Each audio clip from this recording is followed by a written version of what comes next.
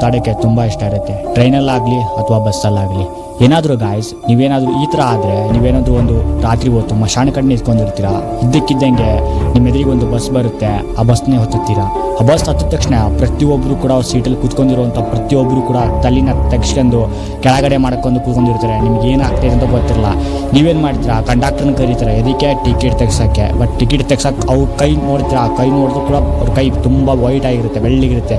ನೋಡೋಕ್ಕೇನೋ ನಿಮ್ಮ ಕೈಯಲ್ಲಿ ಬ್ಲಡ್ಡೇ ಇಲ್ಲ ನನಗೆ.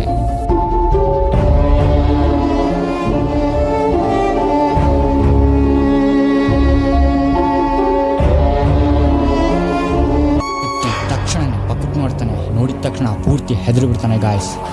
ಥರ ಘಟನೆ ಒಂದು ಅಜ್ಜಿ ಜೊತೆ ಆಗಿದೆ. Bus number 312. ಒಂದು ಘೋರ ರಾತ್ರಿಯಲ್ಲಿ ಒಂದು ದಿನ ಒಂದು ಅಜ್ಜಿ ಅಲ್ಲಿಂದ ಜೈಪುರಿಗೆ ಹೋಗಾಗಿತ್ತು. ಅಲ್ಲೊಂದು ಬಸ್ ಸ್ಟ್ಯಾಂಡ್ ಕೂಡ ಇತ್ತು. ಬಟ್ ಆದರೆ ಆ ರಾತ್ರಿಯಲ್ಲೂ ಕೂಡ ಅಜ್ಜಿಗೆ ಏನು ಅಷ್ಟೊಂದು ಭಯ ಆಗ್ತಾ ಇರಲಿಲ್ಲ.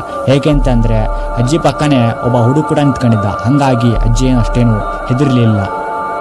ಅಜ್ಜಿ ಆ ಹುಡುಗನ ಕೇಳ್ತಾಳೆ, ತಮ್ಮ ನೀ ಎಲ್ಲಿ ಹೋಗ್ಬೇಕು ನೀನು ಒಂದು. ಆ ಹುಡುಗ ಹೇಳ್ತಾನೆ, ನಾನು ಜೈಪುರಿಗೆ ಹೋಗ್ಬೇಕಂದು.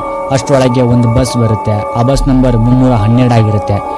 ಆದರೆ ಅಜ್ಜಿಗೆ ಗೊತ್ತಾಗಲ್ಲ, ಯಾಕಂತಂದರೆ ಈ ಬಸ್ 312 ಜೈಪುರಿಗೆ ಹೋಗಲ್ಲ ಅಂದು. ಬಟ್ ಆದರೆ ಅಜ್ಜಿ ಯೋಚನೆ ಮಾಡ್ತಾಳೆ, ಮೋಸ್ಟ್ಲಿ ಹೊಸ್ದಾಗಿ ಏನಾದರೂ ಬಿಟ್ಟಿರ್ಬೋದು ಬಸ್ ಒಂದು. ಪಕ್ಕ ಹುಡುಗಿರ್ತಾನೆ, ಆ ಹುಡುಗ ಆ ಬಸ್ ಒಳಗೆ ಹತ್ತುತ್ತಾನೆ. ಅದು ನೋಡಿ ಅಜ್ಜಿ ಕೂಡ ಆ ಬಸ್ ಒಳಗೆ ಹತ್ತಾಳೆ. ಒಳಗೆ ಹತ್ತ ತಕ್ಷಣ ಎಷ್ಟು ತಣ್ಣಗಿರುತ್ತೆ ಅಂತ ಅಂದರೆ, ಹೊರಗಡೆ ಎಷ್ಟು ಬಿಸಿ ಇರುತ್ತೆ, ಒಳಗಡೆ ಅಷ್ಟು ತಣ್ಣಿರುತ್ತೆ. ಪಕ್ಕ ಎಲ್ಲರೂ ನೋಡಿದ್ರೆ ಎಷ್ಟು ಸೈಲೆನ್ಸ್ ಆಗಿರ್ತಾರೆ, ಸುಮ್ಮನೆ ಕೂತ್ಕೊಂಡಿರ್ತಾರೆ.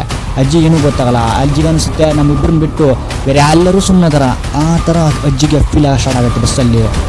ಅನ್ಕೊತಾಳೆ ಪ್ರತಿಯೊಬ್ಬರು ಕೂಡ ಮೋಸ್ಟ್ಲಿ ನಿದ್ದೆ ಮಾಡ್ತಿರ್ಬೇಕು ಒಂದು. ಸ್ವಲ್ಪ ಹೊತ್ತು ಆದಮೇಲೆ ಅಜ್ಜಿ ಬಸ್ಸಲ್ಲಿ ಜೋರಾಗಿ ಚಿರಡ ಸ್ಟಾರ್ಟ್ ಮಾಡ್ತಾಳೆ. ಅಜ್ಜಿ ಹೇಳ್ತಾಳೆ, ನನ್ನ ಜೊತೆಗೆ ಹತ್ತಿದ್ದಲ್ಲ ಹುಡುಗ ನನ್ನ ಪರ್ಸ್ ಕದ್ದಾನೆ ಅಂದ್ಬಿಟ್ಟು ಜೋರಾಗಿ ಚಿರಡಕ್ಕೆ ಸ್ಟಾರ್ಟ್ ಮಾಡ್ತಾಳೆ. ಇದ್ದಕ್ಕಿದ್ದಂಗೆ ಬಸ್ನಾಗ ಸ್ಟಾಪ್ ಮಾಡ್ತಾರೆ. ಪಕ್ಕಗಿರೋ ಪ್ಯಾಸೆಂಜರ್ಸ್ ಮಾತ್ರ ಯಾರು ಏನೂ ಮಾತಾಡಲ್ಲ, ಸುಮ್ಮನೆ ಇರ್ತಾರೆ, ಸೈಲೆಂಟ್ ಆಗಿರ್ತಾರೆ. ಅಜ್ಜಿ ಆ ಹುಡುಗ ಆ ಬಸ್ ಸ್ಟ್ಯಾಂಡಲ್ಲಿ ನಿಂತ್ಕೊಂತಾರೆ. ಆ ಬಸ್ ಮುಂದೆ ಹೋಗುತ್ತೆ. ಅವಾಗ ಅಜ್ಜಿ ಹೇಳ್ತಾಳೆ, ದೇವರಿಗೆ ನಾವು ಟ್ಯಾಂಕ್ಸ್ ಹೇಳ್ಬೇಕು ಅಂದ್ಬಿಟ್ಟು.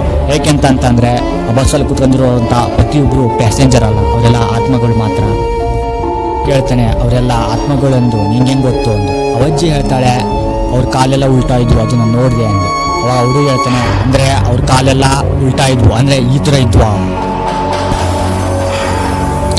ಆ ಮುದುಕಿಯಲ್ಲಿ ಮುಚ್ಚ ಹೋಗ್ತಾಳೆ. ಬೆಳಗಿನ ಜಾವ ಮಶಾಣ ಪಕ್ಕ ಬಿದ್ದ ಮುದುಕಿನ ಜನರು ನೋಡಿ ಎಬ್ಬಿಸ್ತಾರೆ. ಮುದುಕಿ ಅವರಿಗೆ ಎಲ್ಲ ವಿಷಯಗಳನ್ನು ಹೇಳ್ತಾಳೆ. ಅದಕ್ಕೆ ಆ ಜನರು ಹೇಳ್ತಾರೆ, ಸ್ವಲ್ಪ ವರ್ಷಗಳ ಹಿಂದೆ ಒಂದು ಬಸ್ ಒಂದು ಹಳ್ಳದಲ್ಲಿ ಬಿದ್ದಿತ್ತು. ಆ ಬಸ್ ನಂಬರ್ 312. ಆ ಬಸ್ನಲ್ಲಿ ಒಬ್ಬ ಪ್ಯಾಸೆಂಜರ್ ಇದ್ದ. ಅವನು ನೋಡಲು ತುಂಬ ಎಂಗೇಜ್ ಹುಡುಗ ಆಗಿದ್ದ. ಅವನು ಕೂಡ ಸತ್ತೋಗ್ಬಿಟ್ಟ.